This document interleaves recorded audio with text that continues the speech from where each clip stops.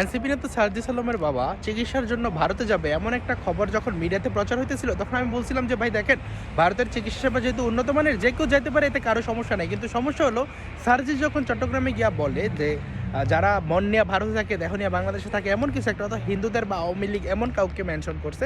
তো তখন আমি বলছিলাম যে ভাই, এখন যে তার বাবা যাবে, তাহলে কি তার বাবা রয়্যাল এজেন্ট, বা তার বাবাকে সে এখন কীভাবে সহ্য করবে? ভারতে সবাই যায়, শুধুমাত্র হিন্দুরা গেলেই সমস্যা হয়, এই জন্য আমি বলছিলাম। এবং সেই ভিডিওর কমেন্ট বক্সেই অনেক আইসা অনেক মাথা মোটা বলছে যে আমি কেন ভারতের চিকিৎসা সেবা উন্নত বললাম, সেজন্য আমি নাকি ভারতের দালাল। দেখেন ভাই, আপনার বিরোধী থাকতে পারে, আপনার বিরুদ্ধে ভারত বিদ্বেষ থাকতে পারে, কিন্তু যার যে জিনিসটা ভালো সেটা বলা লাগে। যেমন দেখেন, বাংলাদেশের যে তৌহিদি জনতার নামে যে সন্ত্রাসীগুলা করে, যারা মৌলবাদী সাম্প্রদায়িক গোষ্ঠী, তারা কিন্তু দুইটা জিনিস খুবই ভালো। এক হলো, এক মাইক দিয়ে ডাক দিয়ে হাজার হাজার মানুষ চলে আসে এবং তারা টার্গেটেডভাবে হিন্দুদেরকে নামানুষ মনে করে যে শুধুমাত্র ধর্ম বিশ্বাস বা ধর্মীয় পরিচয় ভিন্ন, এ কারণে তাকে মাইরা ফেলা যাবে, এটা ঠিক মনে করে। এ কারণে টিএমডি হ্যাশট্যাগ ক্যাম্পেইন চালায়, ব্যবসা প্রতিষ্ঠান লুট করে, বাড়িঘরে আগুন জ্বালায় দেয়, তালা দিয়ে আগুন জ্বালায় দেয়, মেয়েদের প্রতি সহিংসতা চালায়, নানানভাবে তাদেরকে ডিহিউম্যানাইজ করতে চায় যে ইন্ডিয়াতে হইলে আমরা সেই হত্যা করব। যেহেতু আমি হিন্দু, আমার নাম বাংলা, এই কারণে আমি বলছি ভারতের চিকিৎসা সেবা উন্নত, খুব দোষ হয়ে গেছে। কিন্তু তাদেরই জুলাই কন্যা যখন কারিনা কাইসার মরণাপন্ন একটা অবস্থা হয়, তাকে বাংলাদেশের অ্যাপোলো মানে টপ নচ হসপিটাল থেকে চেন্নাই নিয়ে গেছে স্পেশাল ভিসা অ্যাপ্লিকেশন করে, মানে রিকোয়েস্ট করে, এবং চার্টার্ড ফ্লাইটে। তো সেখানে কোনো সমস্যা হয় না। এবার দেখেন, ভারতের সাথে ট্রেড, বিজনেস, ঘোরাঘুরি সব কিছু আছে, ডিজেল আনে, পেট্রোল আনে, সব কিছু ঠিক আছে, মন্ত্রীরা যায়, এমপিরা যায়, এবং সেখানে অফিসিয়াল ট্যুর হয়, কোনো সমস্যা নেই। কিন্তু সমস্যা হয় কোনো হিন্দু চিকিৎসার জন্য গেলে, কোনো হিন্দু যদি তার আত্মীয় স্বজনের বাড়িতে যায়, বেড়াইতে যায়, কিন্তু হাজার হাজার মুসলিম যাইতেছে। এই যে ভিসা সেন্টার যখন বন্ধ করছিল, হিন্দুরা কি যায় ওইখানে আবেদন করছিল, অনেক মুসলিম সেখানে ভিসার জন্য রীতিমতো আন্দোলন করছে। এটা তাদের দরকার ছিল, চিকিৎসা সেবা দরকার ছিল, যার পরিবারে রোগী অসুস্থ হয় সে জানে। কিন্তু আপনারা সবাই সব কিছু করবেন, কিন্তু শুধুমাত্র হিন্দুরা গেলে দোষ হইব, এটা আসলে কোন ধরনের ফাতরামি?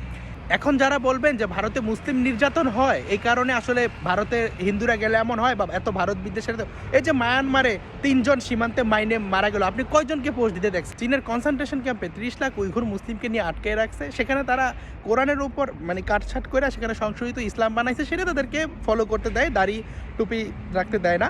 এবং কি সমগ্র চীনেও আপনি রোডে নামাজ পড়েন, বা ওই যেটা আসলে ভারতের ক্ষেত্রে দাবি হয় সেটা তো কখনোই হইব না। কিছু কিছু জায়গায় দেয় না যে তা না, কিছু কিছু জায়গায় দেয়। কিন্তু যারা ভাই বোন, যারা চীনের মুসলিম, তাদের আসলে অবস্থা কি দেখবেন। করোনার সময় হুজুররা বলতো না যে কোরআন পাল্টাই দিয়েছে চীন, আসলে ওই যে উইঘুরদেরকে তাদের মন মতো কিছু সুরাটুরা বাদ দিয়ে নিজেদের প্রণয়ন করে ইসলাম ফলো করতে বলে। আপনি এটাও বাদ দেন, আপনি সুইডেনের কথা বলেন যে জুম্মার নামাজ হইলে বাইরে কোরআন পড়ায়, পুলিশ প্রোটেকশন দেওয়া পড়ায়। তো আসলে এই নির্যাতনগুলো তো সব জায়গায় হইতেছে, কিন্তু কেন শুধুমাত্র ভারতের কথা বলা হয়? এবং দেখবেন, শুধুমাত্র ভারতের কথা এই জন্য বলা হয় কারণ তারা একটা কথা বলতে খুব স্বাচ্ছন্দ্য ফিল করে, সেটা হলো ভারতে যদি কিছু হয় আমরা বাংলাদেশের হিন্দুদেরকে মাইরা ফেলবো। ভারতে যদি সাম্প্রদায়িক সহিংসতা হয়, সেটা কি বাংলাদেশের হিন্দুরা করে? কিন্তু না, তারা এই জিনিসটা বলতে খুব স্বাচ্ছন্দ্য বোধ করে হিন্দু বিদ্বেষ থেকে। দেখেন, পাকিস্তান তো কোনো ল্যান্ড ছিল না, এটা ছিল একটা কনসেপ্ট। এটার মূল ভিত্তি হলো যে সাম্প্রদায়িক জাতীয়তাবাদ, উগ্র হিন্দু বিরোধী যে মুসলিম জাতীয়তাবাদ। সেই বোধের কারণেই দেখবেন আপনি সব জায়গায় যখন কানমে মেরি মুমে পান লড়কে লেঙ্গে পাকিস্তান, সেখানে বলবে হিন্দু জমিদার, অথচ জমিদার কি মুসলিমদের মধ্যে ছিল না? মুসলিম জমিদাররা কি হিন্দু প্রজাদেরকে অত্যাচার করতো না? নাকি হিন্দু জমিদাররা শুধুমাত্র মুসলিম পরিচয়ের কারণে অত্যাচার করতো? নাকি জমিদারে কারোর রাজস্বের জন্য হিন্দুর উপরে অত্যাচার করতো কথিত বর্ণপ্রথা দিয়া? তো আসলে আপনি যদি চিন্তা করেন যে এই যে হিন্দু বিদ্বেষী জাতীয়তাবাদের জন্যই আসলে এন্টি হিন্দু এত সেন্টিমেন্ট, বা এন্টি ইন্ডিয়া এত সেন্টিমেন্ট, দেখবেন বলবে ভারত একটা হিন্দুস্তানে মুসলিম নির্যাতিত হয়। কারণ খারাপ দিকে ভারতকে পোর্ট্রে করতে হলে হিন্দুস্তান বলবে, এবং যদি করে ভালো কিছু করে তখন বলবে যে ভারত স্বাধীন করছে মুসলিমরা, এপিজে আব্দুল কালাম, ব্লা ব্লা ব্লা, অনেক ট্রাই আনবে। তো মেন কথা হলো, যদি ভারতের অধিকাংশ জনগণ হিন্দু না হইতো, তাহলে সেই ক্ষেত্রে ধরেন সীমান্তে যদি আরও 5,000 মানুষও মারতো, কারো কোনো কিছু যায় আসতো না। দেখেন, সৌদি আরবে যাদের আমাদের মা বোনরা যে যায়, তাদের সাথে কী ধরনের আচরণ করা হয়, এই তো কত রিপোর্ট আছে, আপনার গেলেই যৌন সহিংসতার শিকার হইতেছে।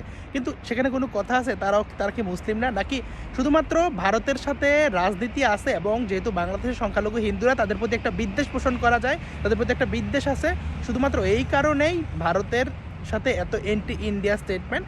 ইন্ডিয়ায় কিছু হইলে বাংলাদেশের হিন্দু মাইরা ফেলবো, সেই কথা বলে যখন আপনি ভারত বিদ্বেষ দেখাবেন, সেটা কি আসলে ভারত বিদ্বেষ নাকি হিন্দু বিদ্বেষ? ধন্যবাদ সবাইকে। ভিডিও ভালো লাগলে লাইক, কমেন্ট, শেয়ার করে পাশে থাকতে পারেন।